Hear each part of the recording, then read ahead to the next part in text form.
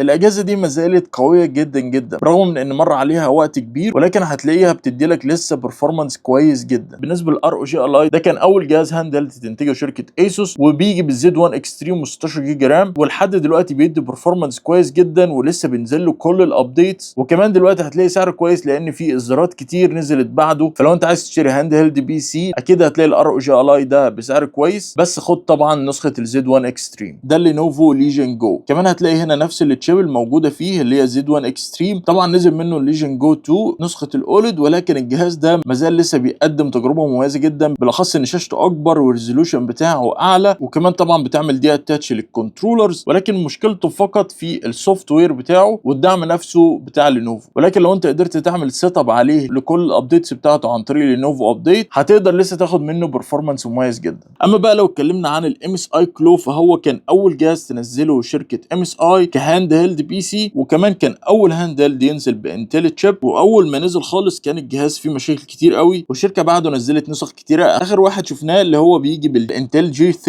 اللي ممكن تدي لك أضعاف الperformance الموجود في الأجهزة دي، ولكن طبعًا شفنا سعرها الصادم اللي واصل ل $1700. والجهاز ده أنا شخصيًا منزل عليه Linux Mint وباستخدمه كsmall workstation كده، ومنزل عليه بعض الأبلكيشن وباستخدمه برّه الجيمنج خالص، وده طبعًا تقدر تعمله مع كل الأجهزة دي. أنا عملت فيديوهات مفصلة عن كل جهاز من دول عندي على اليوتيوب، تقدر تشوف تفاصيل كاملة عن كل جهاز.